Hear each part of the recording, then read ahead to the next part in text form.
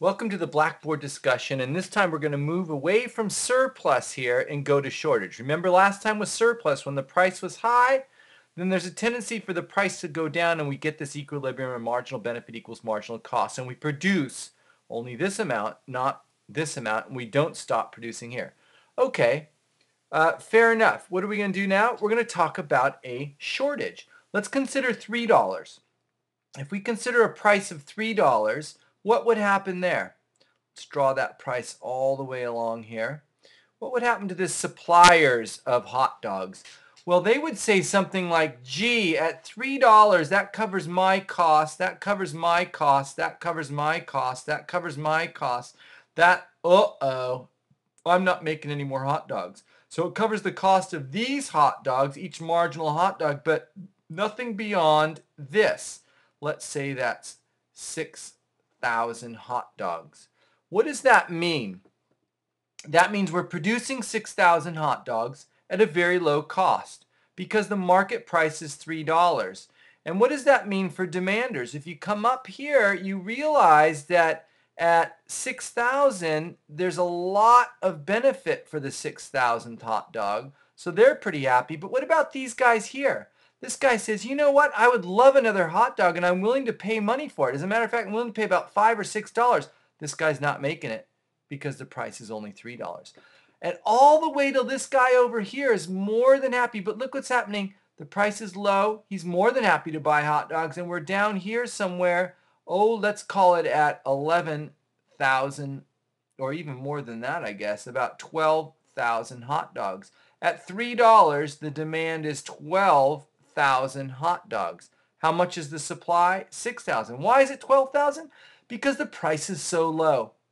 I may not like the 11,000th hot dog as much as I like the 6,000th hot dog, but at such a low price, I'm willing to buy it and eat it. So you get this high demand at $3 and this low supply. So what do we get here? We get 12,000, which is greater than 6,000, and 12,000 demand is greater than supply. We have a shortage. So what does that mean when we have a shortage? That's this distance here, and you'll see this in your textbooks and explained to you just like that, shortage. And here is the important point. Just like surplus, when there's a shortage, the price in a free market's going to change. Freedom of choice, freedom of enterprise. What happens? Well, these bid up the price. The demander says, you know, I'd really like a hot dog, and they're only making 6,000 of them. I'm more than happy to spend a little bit more money, maybe pay $3.25. Hey, if I pay $3.25, will somebody make it? This guy says, yeah, that covers my costs. I'll make it. And lo and behold, the price starts to drift up because the next guy says, I'm willing to pay some more money if somebody, as a matter of fact, I'm willing to pay $3.50 if somebody would please make some more hot dogs. And this guy says, oh, at that price, you bet. What's going on? They're bidding up the price. The demanders are bidding up the price. And at each successive higher price, these suppliers are more than happy to supply the goods, in this case, hot dogs. And up this process goes right here to the middle point, which is equilibrium, which is you bet, where marginal benefit equals marginal cost.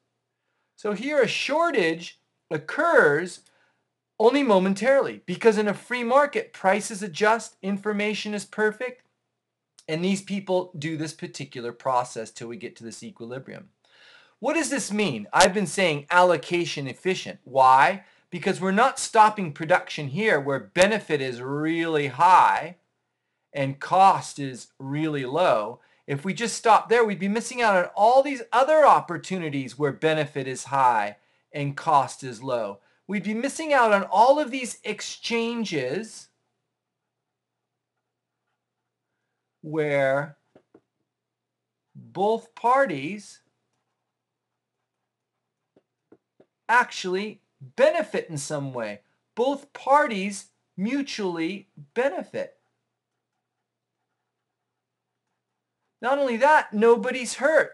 If the supplier supplies more hot dogs at a higher price, this guy's happy. He's getting a hot dog at $3.50 that he values at about, oh, I don't know, it looks like about $5.75. This guy's happy because this exchange occurs. He's making the hot dog at about $3.40 and he's getting a benefit way up here. He's happy because he's getting a hot dog. He benefits way up here at a cost like this.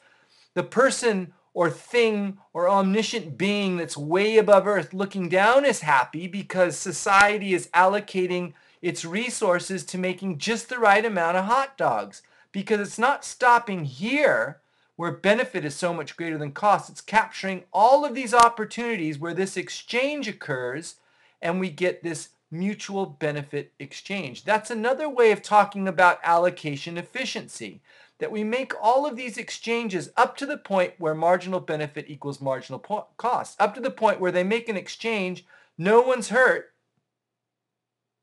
Anything beyond that, if this occurred, the cost is greater than the benefit, isn't it? That's not good. The cost is greater than the benefit. That means that this guy would get a lower price for something that costs really high. He's not going to make that exchange. Free market drives us to this equilibrium point. What is that? That is the essence. That is the point. That is why we're so excited about this thing called the invisible hand.